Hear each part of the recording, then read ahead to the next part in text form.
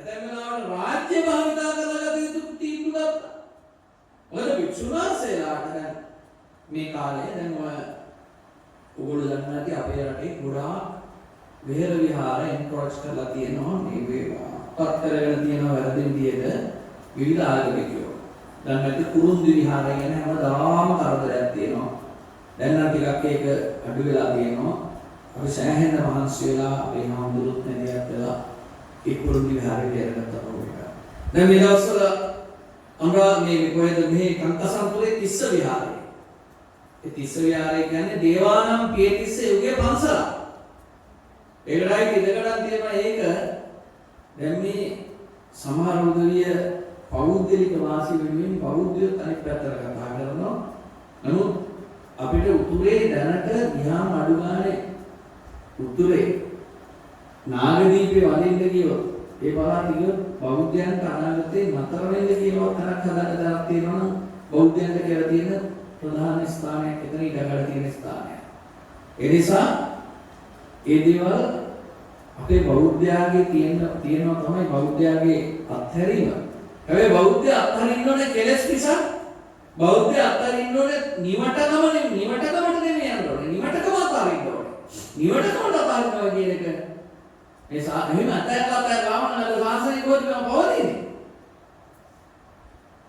ඒ හැමදාම අපේ රජ දරුවෝ පවා දුටුගැමුණු රජුව සටන් කරුවේ මාගේ මේ ව්‍යායාමයේ සම්බුද්ධ ශාසනයේ චිරස්ථිතිය පිණිසයි කියලා. ඇයි ඒ?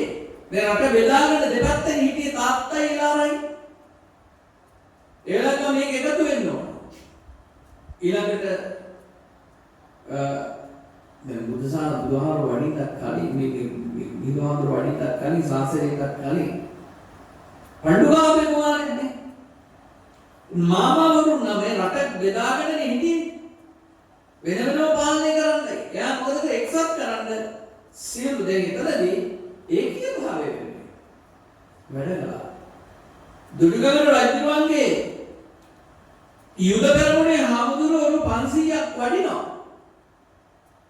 එහෙමයි කියන්නේ මේ ශාසනය ආරක්ෂා කරගන්න. බුද්ධ කාලේ බුදුරජාණන් වහන්සේ පවා ශාසනික දේවල් වලට හානි වෙනකොට ඉදිරියපත් වෙච්ච නම් අපිට පේනවා. ඔයගොල්ලෝ අහලා ඇති ජේතවනාරාමයේ ඇතුලේ තියෙනවා පන්සලක්. ඒකට කියන්නේ රාජකාරාමය කියලා. අහලා තියෙනවද? රාජකාරාමය. දඹදිව වන්දනා ගියයි දානවා රාජකාරාමය. ඒ කාලේ ඔය නිගණ්ඨයන්ගේ අදහසක් තිබ්බා. නිගණ්ඨයන් කියලා කියන්නේ තීර්ථක පිරිසක්නේ. ඒ වගේ අදහසක් තිබ්බා මේ බුදුහාමුදුරන්ට මේ තරම් ජනප්‍රසාදයක් තියෙන බුදුහාමුදුරන්ගේ තියෙන මහා ලොකු ගුණයක් නිසා නෙවෙයි. මේක මේ භූමිලාභයක් කියලා. එහෙම කියනවනේ භූමිලාභ කියලා. ඒ තන හොඳයි භූමියට තියෙන ලාභයක් නිසා තමයි මේ බුදුහාමුදුරන්ට මේ තරම් සැලකිල්ල තියෙන. ඒ නිසා අපිට මේ සැලකිල්ල හදා ගන්න ඕනේ කියලා ඒගොල්ලෝ මොකද කරන්නේ? ඒගොල්ලෝ දායකයන්ට කියලා හොයාගත්ත කහවණු ලක්ෂයක්. මේ කහවණු ලක්ෂය හොයාගෙන ගියා කොසල් රජුව ළඟට. කොසල් රජුන්ට ගිහිල්ලා කහවණු ලක්ෂය දීලා කිව්වා රජතුමනි ඔබතුමා බුදුහාමුදුරුවන්ගේ පණිවිඩකාරයෙක් ආවත් බුදුහාමුදුරුව ආවත් එන්නරන් එපා එළියට. අපි අපේ වැඩේ කරගන්න ඔබතුමා මේවට සම්බන්ධ වෙන්න ඕනේ. ඔබතුමාට තියෙන්නේ ඉන්වෝල්ව් වෙන්න නැතුව ඉන්න එක විතරයි. සම්බන්ධ නොවී ඉන්න එච්චරයි. ප්‍රශ්නෙට. දැන් අත කරන වැඩේම තමයි.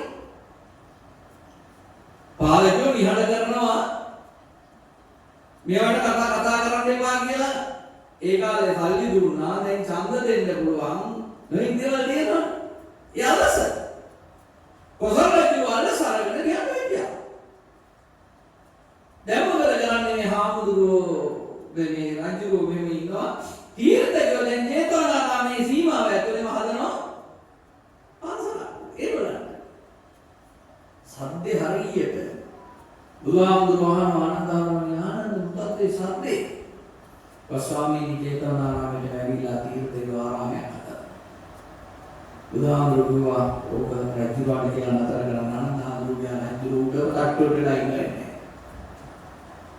සරියුත් හාමුදුරුවෝ මුගලන් හාමුදුරුවෝ එන්නේ බුදුහාමුදුරුවෝ වැඩියා. බුදුහාමුදුරුවෝ වැඩලා කතා කළා.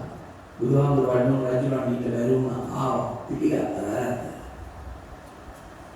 ඔබ දන්නවද කොසල් රජුරුවෝ මැරෙන්නේ මහපාරේ. මේ කරපු වැරද්දට අකුසල් හැටියට කොසල් රජුරුවෝ මියන්නේ මහපාරේ. මේ තරම් මහරජෙක් වෙලා ඉඳලා බුදුහාමුදුරුවෝ දේශනා කළා. ඒක කරන්න දෙයක් නෙමෙයි කර්මයේ තරම් බලවත්. මේ ශාසනික බුදුරජාණන් වහන්සේගේ විහාරයට බුදුන්ට පූජා කරපු බුද්ධ භූමියකට නෙමෙයි වින කැටලා. රජුරුවෝ ඒ වෙලාවේ රජුරුවෝ තේරුම් ගන්නවා වැරද්ද. තීර්ථකයන්ට ආපහු දෙනවා ඒගොල්ලන්ගේ ලක්ෂ්‍යය. කවුරු ලක්ෂ්‍යය? දීලා ඒගොල්ලෝ එළවල දාලා. ඒක ආරාමයක්ම කරන මහා සංඝරත්නයට පූජා කරන එක තමයි කියන්නේ රජුරුවෝ හදපු නිසා රාජිකාරාමය. රජුරුවෝ ඒක හදනවා ජේතවනාරාම සීමාවට. එතන බුදුහාමුදුරුවෝ දෙන අවවාදය. රජතුමනි ආගමිකයන් එක තැනක ලග්ගලා එක තැනකට ඇතුල් කරලා ආගමිකයන් අතර ගැටුම් ඇති වෙන්න සලස්සන්න එපා කියලා බුදුහාමුදුරුවෝ දේශනා කරා. ඒ නිසා ආගමික ගැටුම් ඇති කරන අල්ලසකාරක ගැටුම් ඇති කරන අතීතයක් අපිට බුදුහාමුදුරුවෝ ජීවමාන කාලේ ඉඳලම තිබ්බ මේ ශාසනයේ දෙන්නේ. ඔයාලට පේනවා ඇති මහා සංඝරත්නයට රාජ්‍ය සහයෝගය ලබා ගත්තා.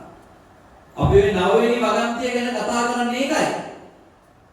ව්‍යවස්ථාවේ නවවෙනි වගන්තියේ බුද්ධ ශාසනය සුරක්ෂිත කොට පෝෂණය කිරීම රජයේ වගකීම වෙනවා. ඒ නිසා ඒ අය විවිධ අදහස් ගත්තා. ඒ නවවෙනි වගන්තියේ තියෙන ව්‍යවස්ථාවේ තියෙන ඒ වටිනාකම හැමදාම අපේ රජවරු පවා රැකගෙන ආවා. එදා ඉඳලම දේවානම් පිටිස් රජුගේ තැන ඉඳලා ඊළඟට අපේ රට අටලමනක් මට මතකයි නේද? සම්බුද්ධ ශාසනයට පූජා කරලා තියෙනවා. මේ රටම අද සමහර අය කියන ඔන්නේ පැත්තක් දීලා දැන් මහම් මොකද? පින්නතුනි මේ සම්බුද්ධ ශාසනයට අයිති බුදුහාමුදුරුවෝ වැඩපු 12 ස්ථාන මෙතෙක් කල් රැකගෙන හිටියනම් ඒකි එකම රටක් තුල ඒවා ආරක්ෂා කරගන්න බාධක ඇති වුණොත් ඒ හරහා එන ප්‍රශ්න අපි තේරුම් ගන්න ඕනේ. මොකද හේතුව මේ හාමුදුරුවෝ අපවත් එක්ක අපේ නායක හාමුදුරුවෝ මඩිය පඤ්ඤාසිය නායක හාමුදුරුවෝගේ හාමුදුරුවෝ ඊළඟට අපේ ඉතියේ හිරපත් කාලා හරි මේ රට ආරක්ෂා කරගන්න කැපවෙච්ච අපේ අතීත මහසගරුවන අපි සිහියට ගන්න ඕනේ උන්වහන්සේගේ ජීවිත පරිත්‍යාගයෙන්. සුමංගල නායක හාමුදුරුවෝ වාදීපුර සුමංගල හාමුදුරුවෝ උන්වහන්සේ යාපනයේ හිරපත් කෑවේ යාපනයේ හිරගෙදර. එදා සුද්දා පොඩි උත්සව වෙලා ඉදිරිපත් වෙලා. කුඩාපොළ හාමුදුරුවෝ වෙඩි කාලානේ උන්වහන්සේ ඝාතනය කරනවා. ඒ හාමුදුරුවෝ මේ ශාසනය වෙනුවෙන් රට වෙනුවෙන් කතා කරනවා. අපේ හාමුදුරුවෝ ධර්මයේ ත්‍රිපිටකය ආරක්ෂා කරගන්න දිවි පරදුවට තියලා වැඩ කරපු ඇටි. අපිට වෙනවා ඔය අටුවා මෙහෙම ත්‍රිපිටකය ග්‍රන්ථාරූඪ කරන්න කලින් ත්‍රිපිටක ග්‍රන්ථාරූඪ කරන්න කලින් කටපාඩමින් පවත්වන්න ආපු ධර්මයේ බැමි ඉතිහාස සාගතේ ඇවිල්ලා උන්වහන්සේලාට වළඳන්න දෙයක් නැහැ. මහවැලි ගඟේ උන්වහන්සේලා වැලි ගොඩවල් ගහගෙන එක එක්කෙනාට හේතු වෙලා වගේ වැලි ගොඩ හේතු වෙලා හිටගෙන ඉන්න පණ නැහැ, හඬ නැහැ, වළඳන්න නැහැ. ඒ කාලේ මිනිස්සු හාමුදුරු කෙනෙක් දැක්කොත් මරාගෙන යන මිනිස්සු හිටියා. ඒ තරම් එහෙම කාලෙත් නෙළුම් දඩු කකා මී ගෙඩිවල මී පොතු වළඳ නෙළුම් විල් වල වලවල් හාරගෙන ඒකේ තියෙන වලේ තියෙන නෙළුම් අලේ ඒව වළඳ මී පොතු කකා උන්වහන්සේලා එකට එක්කිනා හේතු වෙලා සත්‍යයනා කර රැකගත්තේ සිල් සදාරය. අද අපිට මේ අන්තර්ජාලයෙන් භාගත කරගන්න තියෙන අද ඕනතරම් ත්‍රිපිටකයේ සුලභ වෙලා තියෙන මේ තත්ත්වයක් තිබුණාට එදා කටපාඩම තිබ්බේ නැත්නම් ධර්ම ඉවරයි. ඔය එක වෙලාවක අපිට පේනවා මේ ත්‍රිපිටක ග්‍රන්ථාරූಢයට යනකොට එක ග්‍රන්ථයක් කටපාඩම් කරගෙන තියෙන එකම එක්කෙනා ඉන්නේ. එයා ගියේ මිස් වෙලා යනවා පොත. හාමුදුරුවෝ ගිහිලා නෙමෙයි ගිහිලා ඉගෙන ගන්න බැරි නිසා සාමණේරයන් වහන්සේ නමක් සිවුරු අරවලා ගිහි කරලා ගිහිලා උගන්වගෙන ආයෙ වහන කරලා ඒක පොත අරගන්නවා. ඒ වගේ කරමු දැන් අපි අහලා තියෙනවා. ලෙව්කේ රාලහාමි. ඔගොල්ලෝ අහලා තියෙනවනේ ලෙව්කේ මෙතද අද තනියම පෙළවැත්තේ කියලා. ලෙව්කේ රාලහාමි බාල අවතාරයේ යනවා. එයා හිරකාරයෙක් හැටියට ඉන්නේ. හැබැයි සර්ණංකර සංඝරාජයන් වහන්සේ සර්ණංකර හාමුදුරු සාමණේරයන් වහන්සේ කාට උන්වහන්සේ මේ එලිමහන් හිරකරුවා යන එන තැන් හොයාගෙන ඒ තැන් වලට රහසිගත විදියට බාල අවතාරය වෙනගෙන ඒක අනිත් අයට උගන්වලා තමයි මේ ශාස්ත්‍රය කොට නැගුවේ. ඒ නිසා ඔබට අපිට මේක සෙල්ලමක සලකලා නිකම් බත්කාලා යන්තම් ජීවත් වෙලා මේ පන්සලට දාන ටිකක් දීලා උරුපිරියම් කරලා මොකක් හරි කරලා විතර එතනින් නතර වුණොත් මේ සම්බුද්ධ ශාසනය රැකෙන්නේ නැහැ. මොකද මේකට තියෙන අභියෝගය තරම් වැඩි. ශාසනයට ගොඩාක් අභියෝග තියෙනවා. හැබැයි අභියෝගවලදී අපේ බෞද්ධයෝ තමන් ඉන්නේ ශාසනයේ පැත්තද එහෙමත් නැත්නම් ශාසනය විනාශ කරන්නේද විරුද්ධවාදියාගේ පැත්තද කියන එක ඔයගොල්ලන්ට Facebook එකට ගියා පස්ස බලා ගන්න පුළුවන්. අපේ මිනිස්සු වැඩි හරියක් වෙන්නේ හිටින්නේ. අපේ මිනිස්සු හරි රැඩිකල් ඒ තැන්වලදී හරි පරිත්‍යාගශීලී ඒ තැන්වලදී පුදුමාකාර ලිබරල් ඒ තැන්වලදී හැබැයි මතක තියාගන්න ලිබරල් රැඩිකල් පරිත්‍යාගශීලීත්වය හැමෝගෙම තියෙන්නේ බුදුදහමට එන හිතන. ඒකයි. ඊළඟට මේ දවස්වල කතා වෙන අපේ රටේ නිරාගමිකයෝ කියලා જાතියක් නැහැ. ඉන්නතුනේ ලෝකේ නිරාගමිකයෝ ඉන්න නිරාගමිකයෝ ආගමිකයන්ට වඩා හොඳයි. ලෝකේ ඉන්න නිරාගමිකයෝ ආගමිකයන්ට වඩා හොඳයි. මොකද ඒ මිනිස්සු හරිම අහිංසක විදියට ආගම් නැහැ මොකද හැබැයි ගුණවත්කම් තියාගෙන ජීවත් වෙනවා. ලංකාවේ නිරාගමිකයෝ නෙමෙයි ඉන්නේ ලංකාවේ ඉන්නේ බෞද්ධ විරෝධියෝ. උන් එකෙක්වත් වෙන කිසියකට ගහන්නේ නැහැ කතෝලික ආගමකට ගහන්නේ නැහැ ඉස්ලාම් ආගමකට ගහන්නේ නැහැ හින්දු ආගමකට ගහන්නේ නැහැ මේ නිරාගමිකයෝ නෙමෙයි ලංකාවේ ඉන්නේ බෞද්ධ විරෝධියෝ. හොඳට බලන්න. ඒගොල්ලන්ට තියෙන ප්‍රශ්නේ ගුරුහාමුදුරුවෝ ඒගොල්ලන්ට තියෙන ප්‍රශ්නේ විහිළුහාමුදුරුවෝ ඒගොල්ලන්ට තියෙන ප්‍රශ්නේ මහාවංශේ මේ ලංකාවේ තියෙන බුදුදහමේ තියෙන නායකත්වයේ වටිනාකම නිරාගමිකයෝ කියන්නේ ආගම් හේලාට වෙන જાතියක් නෙමෙයි. නිරාගමිකයෝ කියලා කියන්නේ තමන් නිදහස් චින්තනයකින් ඉන්නා ඉතරයි. දැන් අපේ ලංකාවේ නිරාගමිකයෝ කියලා කියන්නේ බුදුදහමට ගහන අය. ඒ නිසා මේ අපේ සමාජය තුළේ අපේ බෞද්ධයෝ වෙනස්ව තේරුම් ගත්තොත් හොඳයි. අපිට ලොකු වගකීමක් මේ ශාසනය සුරක්ෂිත කරගන්න තියෙනවා. ඒ වෙනුවෙන් ශාසනයට දරුවෝ දායාද කරන දරුවෝද නැහැ. පන්සල් වැහිලා යනවා. ඒ தත්ත්වේ මේක කරන්න පුළුවන් කාටද? මේක කරන්න පුළුවන් තරුණ ඔබට. ඔබ හදන දරුවන් ශාසනය වෙනුවෙන් මම දරුවෙක් හදනවා කියලා හිතලා හැදුවේ නැත්තම් කොහොමද මේ ශාසනයට අනාගතයක්? මේ ළමයින්ට මොකද වෙන්නේ? මිත්‍යා දෘෂ්ටිකයලාද වැරෙන්න කියන්නේ මුන් ටිකට. මේ ළමයි ඔයගොල්ලන්ට නම් අද බණ කියන්න බණාන්න හාමුදුර කෙනෙක් ඉන්නවා. මේගොල්ලන් යුගය වෙනකොට ඒගොල්ලෝ ඔයගොල්ලන්ගේ වයසට එනකොට කොච්චර හාමුදුරු ප්‍රමාණයක් හැදෙන්න ඕනද? දැන් අපි බැරිගම නායකයන්ගේ ගැන විශේෂත්ව උන්වහන්සේ කොච්චර ශිෂ්‍ය පිරිසක් හැදුවද? ඒ නිසානේ අද මේ ස්ථාන රැකෙන්නේ. ඒ නිසා පිටුතුනි මේ සම්බුද්ධ ශාසනයේ තියෙන නිවන පිණිස උනාට නිවන පිණිස තමයි. හැබැයි නිවන පිණිස යන ගමනේදී මේ වෙහෙර විහාර රැකගෙන දායකකාරකාදීන්ගේ කුඩු මහත්වෝට මේ ගමන යන්න සම්බුද්ධ ශාසනය රකින්න ශක්තිමත් අනාගත පරපුරක් ඕනේ. අනාගත පරපුර එක පැත්තකින් ගිහි අයගෙන් හදන්න ඕනේ පොදු කඩන්න එපා මේ පොඩි උන්ගේ. මේ පොඩි උන්ට විශේෂයෙන්ම මේ නූතන තාක්ෂණයත් එක්ක පුදුමාකාර විදියට ඒගොල්ලෝ නිකන් අර මේ සොම්බියෝ බවට පත් වෙලා තියෙනවා. සොම්බියෝ දන්නවනේ? සොම්බියෝ කඳබඩ තිබුණට ඇතුළ මොකවත් නැති හිස්.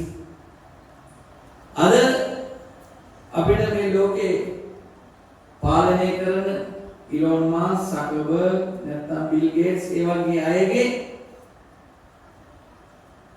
නූල් සූත්‍ර වලට නටන සමාජයක් තමයි අපි වෙලා තියෙන්නේ. අපි තුන්වෙනි ලෝකේ කියලා ඇත්තටම දැන් තමයි නියම අර තියෙන මේ අධිරාජ්‍යවාදී ක්‍රියාත්මක වෙන. ඉස්සර අධිරාජ්‍යවාදියා කියලා කියන්නේ කඩුව බයිනෙත්තුව තුවක්කුව අරන් ඇවිල්ලා රටවල් යටපත් කරගන්නවා, රටවල් පීඩාවටපත් කරලා තියාගෙන ඉන්නවා. දැන් මේ අධිරාජ්‍ය ඉවරයි. දැන් තියෙන්නේ නව අධිරාජ්‍යවාදයේ තියෙන්නේ උන් රටවල් අල්ලන්න තුවක්කුව අරගෙන ඉන්නේ නැහැ. දැන් මේගොල්ලෝ තියෙන මතවාදී ලෙස ඒ පරගැත්තෝ හදනවා. ඒ පරගැත්තෝ හදලා අන්තිමට දන්නේම නැතුව ඔය Facebook වලින් WhatsApp වලින් අපි දන්නේම නැතුව අපි ඒගොල්ලන්ගේ ඕන එපාකම් වලට හසුරනවා. අපේ රටවල් වල රාජ්‍ය පාලනයේ රටවල් වල ඕනෑම දෙයක් හසුරවන්න ඒ මිනිස්සුන්ට තියෙන ටූල්ස් ඒවා ඒගොල්ලෝ උපාංග පාවිච්චි කරනවා. පොඩිම කියනවනම් සමහර ඉතාමත්ම සූක්ෂම සංකල්ප හරහා සමහර බොහෝ දේවල් වෙනස් කරනවා. බලන්න පුරාවිද්‍යාත්මකව අපිට අයිති ස්මාරක පුරාවිද්‍යාවෙන් ගැසට් නගරපු ස්මාරක 800ක් මේ වෙනකොට තියෙනවා. ඒ 800 අපි ගැසට් කරන්න කියලා සියලු කටයුතු සූදානම් කරගෙන යන වෙලාවේ තමයි අරගෙන පස්සේ රනිල් මහත්තයා ආවේ. එයා මොකද කළේ? පුරාවිද්‍යා කොමසාරිස් කියන එක අයින් කරලා කැබිනට් මණ්ඩලයට ගත්තා. පුරාවිද්‍යා ස්ථාන ගැසට් කරන එක දැන් පුරාවිද්‍යා කොමසාරිස්ට අයිති නැති විෂයක් කරලා. අදටත් ඒවා ගැසට් කරලා නැහැ. හෙට දවසේ මතක තියාගන්න පළාත් සභාව දැන් ඉල්ලනවා. ඒක ආපු ගමන් පළාත් සභා ලයිස්තුවට මේ ඇතුළත් මේ කියන්නේ ඒගොල්ලන්ගේ බලාපොරොත්තු ඔයගොල්ලෝ මේව කතා කරන වෙලාවට මේ මනක් වෙලාවක්. නමුත් ඊට පස්සේ ඔවුන්ට පුළුවන් පුරාවිද්‍යාව දකින්න ඇතුළු බෝඩ් ගලවනවා. එක්කනේ පහුගිය කාලේ බෝඩ් ගලවනවා. ස්ථාන විනාශ කරනවා, ඒවා අයිති කරගන්නවා. මම ළඟදී ගියා වවුන් මේ මුලතිව් කැලේ ඇතුලේ තියෙනවා වඩුන්නාගල වඩ්ඩමාන විහාරය කියලා පැරණි විහාරේ වඩුන්නාගල. පැරණි ගම්ලෙන් තියෙන ශිලාලිපි තියෙන රහතුන් වැඩ හිටිය දැන් ඒක හැමතැනම අලුතෙන් හදා තාම ගල්කුඩු බාරවත් කියලා නැහැ. සිවලිංග තියාගෙන ගිහලා ඒක ඇතුලේ. මේ පැරණි විහාරය. මේ මිනිස්සු දන්නේ නැහැ. මේ මිනිස්සු එහෙ කාලා ඉන්නවා මිසක් යන්තම් ජීවත් මොකක් අපේ මිනිස්සුන්ට තියෙන ගන්න කාර් එක හදන ගේ තට්ටු ගන්න ඊළඟට ළමයා රට ඉගෙන ගන්නවද බලන්නකො අපේ මිනිස්සුන්ගේ මේ රටක් හැටියට තිබුණ හැඟීම් වෙනස් වෙලා ඒ වෙනකොට මිනිස්සු මේ ලපටි පරිභෝජනවාදී සිංහල ටිකක් හැදිලා නැද්ද? ඒ පරිභෝජනවාදී සිංහලයන්ට අද තමන්ගේ ඓතිහාසික උරුමයන් රැකගන්න අවශ්‍යතාවක් තියා අඩු ගන්න ඒවා පිළිබඳ සංවේදී බවක්වත් අඩු ගන්න එහෙම එකක් තියනවාද කියලාවත් දන්නේ නැහැ. මම කියනකම් සමහර දේවල් වලට දන්නේ නැතුව ඇති. ඒ නිසා පිළිතුරුනේ ඒ වික්ෂුන් වහන්සේලා කියන අය අතීතයේ මොද ශක්තිමත් රජදරුවෝ හැදුවා. ශක්තිමත් රටට ආදරය ඇති පරපුරක් හැදුවා. තමන්ගෙන් කරන්න ඕන යුතුකම් උන්වහන්සේලා නොපිරිලා ඉවරලා. සුමංගල හාමුදුරන්ගේ බෙල්ල ඇදයි උඩ. අහලා තියෙනවද? වාරිපොළ සුමංගල හාමුදුරන්ගේ බෙල්ල ඇදයි. එයි උන්වහන්සේ දලදා වහන්සේ හංගගෙන ඉන්නවා කිහිල්ලේ. දලදා වහන්සේ උන්වහන්සේ පැත්තට ඔළුව නවාගෙන කොච්චරක් ඉන්නේ. ඒ විදිහයි හාමුදුරුවෝ හිටියේ. මතක තියාගන්න. ඒ විදිහට දලදාව රැකගත්තු ශ්‍රී මහා බෝධිය රැකගත්තු මිනිස්සුන්ට ඕගොල්ලෝ අහලා තියෙනවද අපේ ධර්මිටි පොය කියලා පොයක් තිබිලා තියෙනවා ඉස්සර.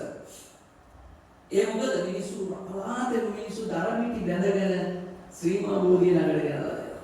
ඇයි ඒ? එක කාලෙකට අලි එනවා බෝධිය කන්න. අලි වරක්වන්න වටේට ගිනි බැල ගහගෙන මිනිස්සු ඉන්නවා.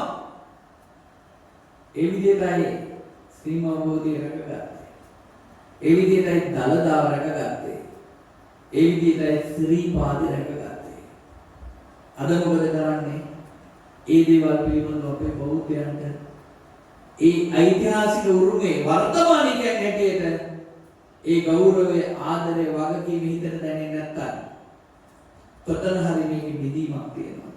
ඒක වෙනස් වෙන්න ඕනේ. එහෙම වුණොත් තමයි අපිට සම්බුද්ධ ශාසනය වෙනුවෙන් අපි යුතුයකම් කළා වෙන්නේ.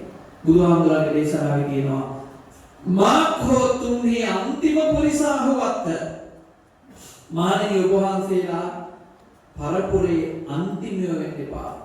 අවසානිකයෝ වෙන්න එපා.